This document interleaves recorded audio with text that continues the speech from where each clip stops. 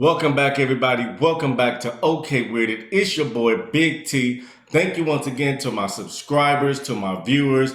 Thank you guys. I appreciate it. I do apologize. I wanted to drop a video for Halloween, but I got caught over the road and I did not want to make a video at a truck stop or a rest area. You guys hear all those trucks coming in and out, all that background noise. It just was not going to work. So I'm back. I'm going to drop this video. I know I also said I was going to drop a movie review video. That is definitely coming. I finally fine-tuned and figured out how I was going to do it. I am not very tech savvy, so it took me a while to figure out how to do it. And like anybody else, I get the idea of to do something, I put it out there, and then I figure out how to actually create it. Okay, that's how I do. I'm a forward thinker. So I got that going. I figured out how to do it. So until then, I'm going to drop this video right here. Disclaimer on this video, even though I do add some humor into this, it is not a funny topic of what happened in this encounter. Please, please, please, if you are feeling depressed, if you are feeling like your life cannot go on, please seek professional help. Please call anybody, a family member, a friend, and get that help, okay? Because it's a very, very serious situation that happened in this video that led up to the encounter, okay? We're going to get into this encounter. Please, like I said, seek help if you are having any of those emotions. Now, I was a police officer, as you guys probably figured out if you watched my previous videos. This happened when I was a police officer in my very first department, the same department that I was on when I had that encounter in the cemetery with those pit bulls. If you have not watched that video, please go back and watch it. Very interesting, very good video and an encounter that I had. So, like I said, I was a fresh out of the academy. I just got turned loose from my training officer. I'm riding, I'm patrolling the mean streets of this little town, and it was a great town. Broad daylight. I believe this was a weekday that happened at this encounter. I'm patrolling, minding my own business. I get a call across my radio that says a deputy sheriff needed backup at a residence. Code 3. Code 3, if anybody who's not familiar with police codes, is lights, sirens, get there as fast as you can. Quick rewind. What happened that the sheriff deputy needed backup is because this particular deputy went to go serve an eviction notice. It was a move out notice, like it was the final notice. The people in this house had to go. That was it. Their chances were up. All their days had expired. They had to go. This deputy was an older female deputy. That's pretty much all she did was serve out subpoenas or eviction notices. About to retire, or previously retired from the department, just got on with another department for something to do, but they are still certified law enforcement officers. She is still a deputy sheriff. Nothing against her being older, anything like that, but, late 60s, something like that. That's pretty much what a lot of them do, but some of them can still, put them hands on you anyway. So that's what she did. She was at this residence. She had the moving company actually with her. I guess these were the guys who were going to just put all this stuff out on the curb. Like you go past people who have been evicted from their residence, unfortunately, for whatever reason, and you see all this stuff out on the curb. I guess these are the guys who would do it if you don't leave the premises in time. Get a call on the radio that this deputy needed immediate backup. Code 3. I was the closest to the area, therefore I responded. Other officers will respond as well, but they're in other areas. They're in their patrol zone, and the patrol zone just means the area of town that they are responsible for patrolling. I was the closest to this deputy. I go code 3, lights, sirens, I'm getting it. The neighborhood where I got called to was a nice neighborhood. I'm telling you, this was a golfing community, nice houses. They're not like big mansion style houses, but they are very nice houses, very expensive houses, houses that I wouldn't have been able to afford on a police officer salary. Trust me, these were nice houses. Like I said, there's the golf course and all that. Very nice house. I hardly ever hear about calls for service, anything urgently needed of a police officer in these in this neighborhood.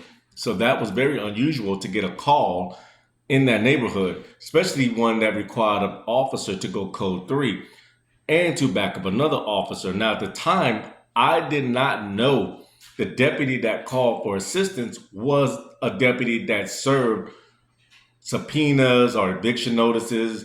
They just said a deputy needed immediate backup. I go racing to the house. I get there. I see the moving van parked in front of the house, right behind the deputy's patrol car.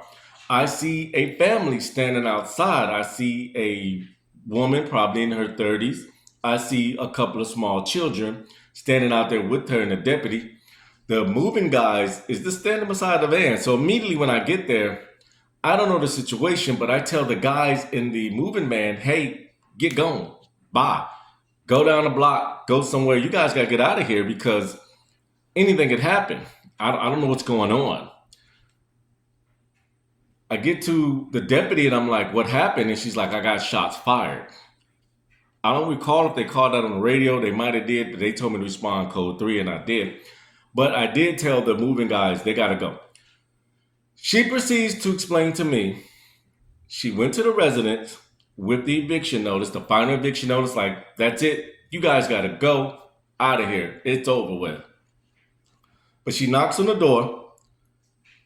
The male, the man of the residence, the man of the house opens the door and she says, hey, sir, with such and such county, you knew you had to be out by this day. Here's the eviction.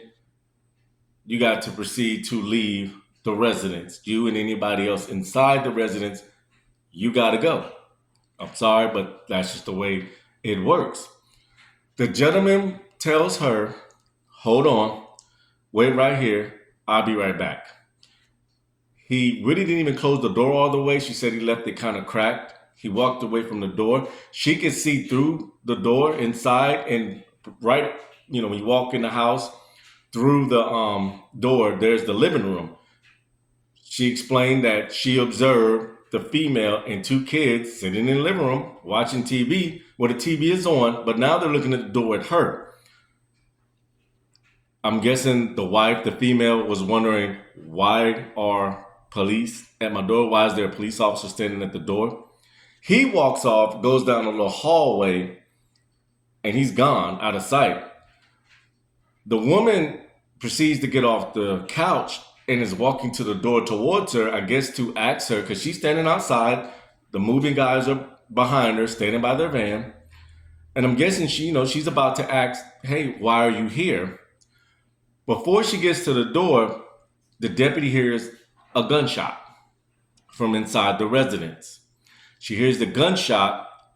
She immediately tells the woman, grab your kids. Y'all need to come outside. Come outside. There's shots fired in here. Of course, the woman, it's her house.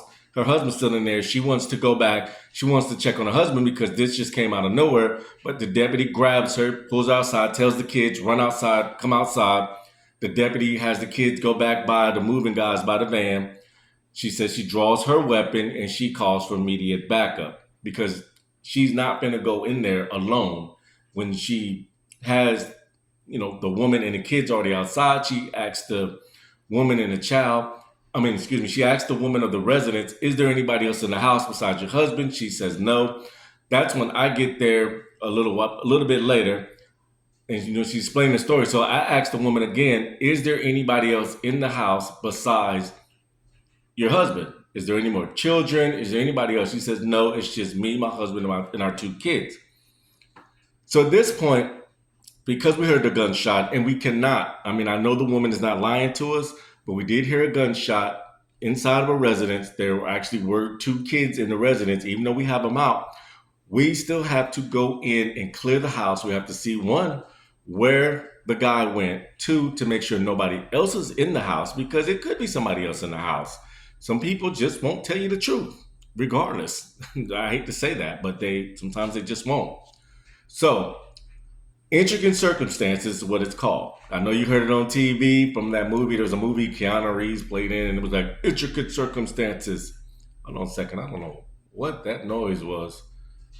Sounded like there's a loud truck outside or something. It just vibrated the whole house.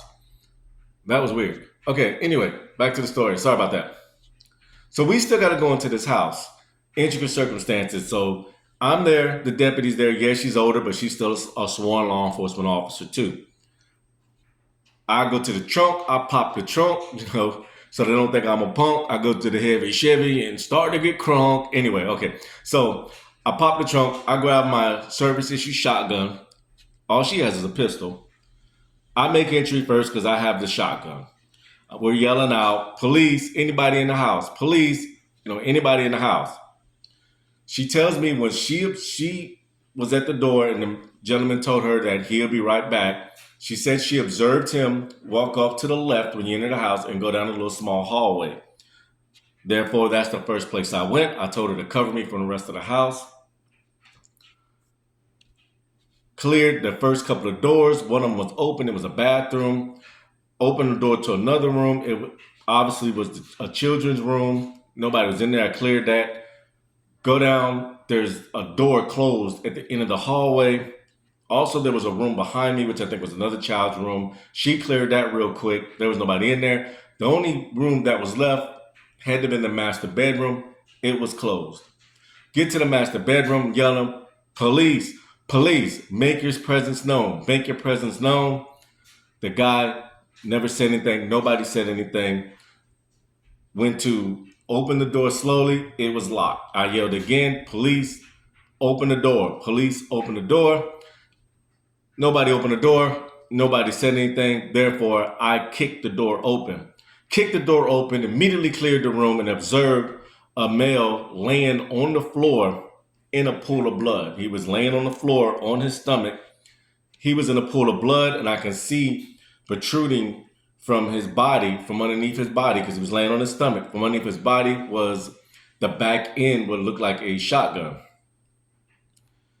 Cleared the room, make sure nobody was hiding in the closet, anything like that. Went over to the man, put on my gloves, pulled the shotgun from him just a little bit, make sure that his hands was nowhere near it. Of course, checked his pulse, see if he was still breathing, anything like that. He was not. Unfortunately, I did not get a pulse. Immediately, calling in what I got. More officers arrived. They cleared the rest of the residence because you still got to clear the residence. You can't just say, I found something in this room and that's it. Cleared the rest of the residence, which means going through, looking through closets, anything like that. Nobody else is in the residence. This guy unalived himself, obviously. Very, very tragic situation. Now, of course, his family's outside. His wife is hysterical because, of course, she heard this gunshot and her husband did not exit the house. I guess she kind of put two and two together. Cordoned off the house, made sure nobody could get in. My supervisor's there, that same supervisor from that Pitbull Cemetery encounter. Guys, check out that video. My same sergeant was there. Of course, the moving guys, they heard the gunshot as well. They're gone. I told them to go. They just left. Like, we're gone. We're out of here. We don't get paid enough for this. They left. The woman, we explained to her that her husband is in the house. Medical personnel did show up. They waited to us to clear the house. They came in because as police officers, we can't pronounce somebody. We can't pronounce somebody unalive. They have to. They pretty much said, yeah, he's unalive. Had to break it to her that her husband unalived himself. She was distraught, of course. The kids, small kids, they don't know what's going on. They're crying because they see their mom distraught. The gunshot, of course, startled them. Their father's not there. They don't know what's going on. Now, in case you're not following or couldn't figure out, which I know you guys could, but I'm still going to break it down. What transpired was, basically, this guy lost his job months ago. Like months ago, he lost his job. His wife, however, did not know he lost his job. He was actually getting up And now this is what we found out after detectives talked to her. Detectives dug into his life, dug into what could have led up to this. Called his job, and this his job said, he hasn't been employed with us for months. We had to let him go. But he would get up in the morning, pretend he was going to work, and whatever he was off doing, looking for another job, I don't know. But he was unemployed for several months, got behind on the mortgage, the bank foreclosed on the house. Now, I don't know exactly how long it take them to foreclose on the house to the point where they have to send a deputy with movers to get you out of there. But the bank had foreclosed on the house. He never told his wife, never told his family. That day to them was a normal day at home, relaxing. Now, he was at home. This was a weekday. I do not know why he was at home. Maybe he told her he was off this day. The kids were out of school for whatever reason. I don't know what holiday it was, teacher work day. It doesn't really matter. But the family was there like it was a normal day at the house. And then the deputy showed up. Now, this gentleman, his pride, ego, whatever it was, could not bring himself to break it to his wife right then and there. We got to go. Like I said, his wife had no clue. There was nothing packed. There was nothing. In her world, it was a normal day, perfect day at home. Everything was great in their life.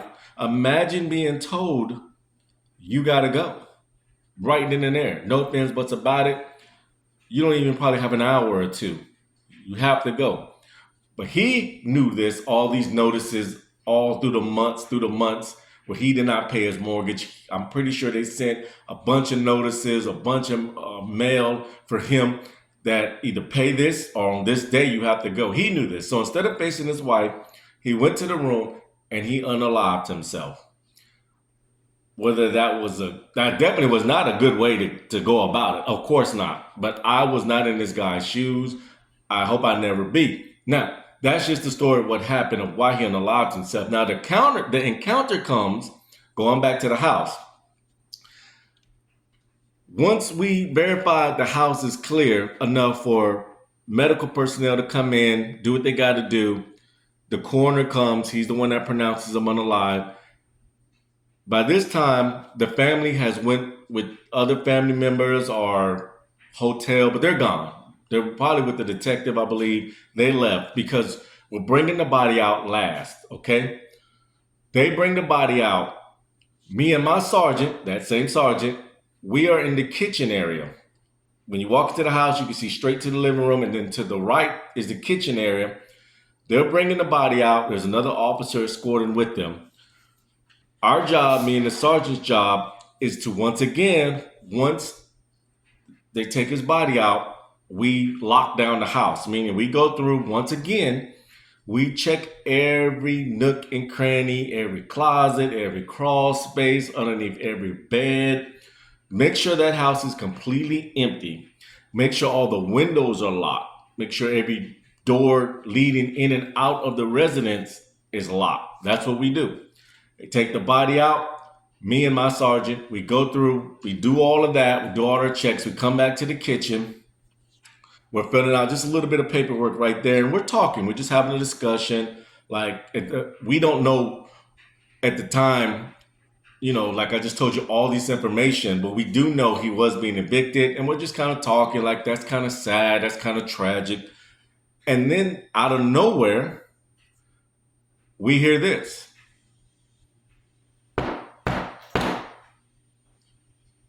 Loud, coming from that back room area. 3 loud knocks.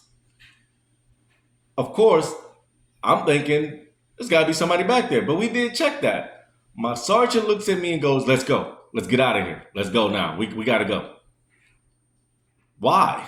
Why do we got to? Obviously, we just heard some knocking back there. He's like, "Let's go now." Walk out the house. He closes, make sure the door's locked up. He's like, let's go. By this time, everybody's gone. The scene is clear. It's just our 2 patrol cars out there. He's like, let's go. We meet up at that same gas station I told you we met up at in the last video with the Pitbull Cemetery that we met up at. We had to flush our eyes. He's like, let's meet up at that cemetery. He tells us, let's meet up at that gas station. I'm confused. I just heard those three loud knocks. We should check the house out. My sergeant's like, let's go. We go to the gas station. I meet up with the sergeant. I ask him, hey, Sarge, why did we leave? This guy is visibly shaking. He was shaking at the house. When he heard them knocks, I looked at the room area and then back at him, and he was staring at me, visibly scared. And this is a big guy. My sergeant was a big guy. He was by no means small. Very big guy. You wouldn't want to tussle with him. He was visibly shaking. We get to the gas station. He is still visibly shaking.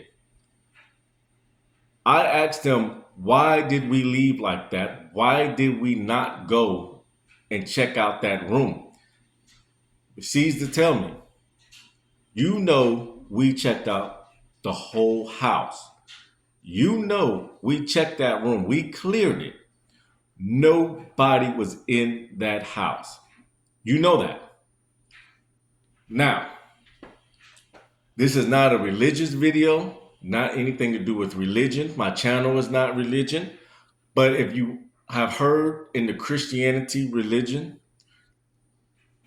you have heard something called the Holy Trinity, which means, from my research, God, the Son, and the Holy Spirit. I've heard this my whole life, even when I used to go to church as a child with my parents. It's called the Holy Trinity, the Father, the Son, and the Holy Spirit. Now, there's a reverse to that. Everybody has heard, I'm pretty sure no matter what religion you are, if you unalive yourself, that means you are danging your soul to go downstairs and burn. Pretty much a lot of religions have that same adoption. This guy did unalive himself.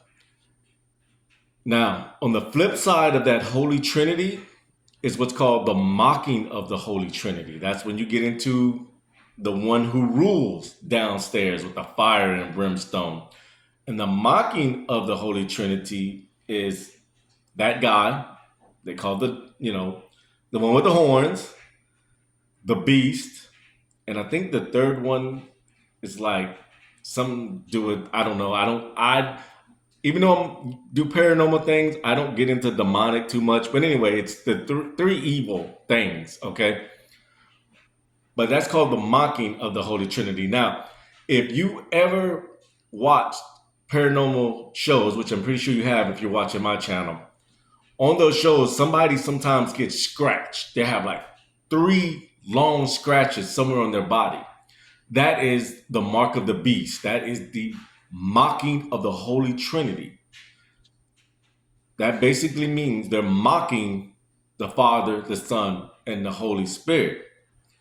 I really didn't know anything about the Holy Trinity at this point. I heard of it. I've always heard people say the Father, Son, and the Holy Spirit. I did not know that was called Holy Trinity. I didn't know anything about the mocking of the Holy Trinity. My sergeant explains to me, when we heard those 3 loud knocks coming from the same room that gentleman unalived himself, that was a demonic spirit that was mocking the Holy Trinity because it just received a soul to go downstairs for committing that sin of unaliving himself.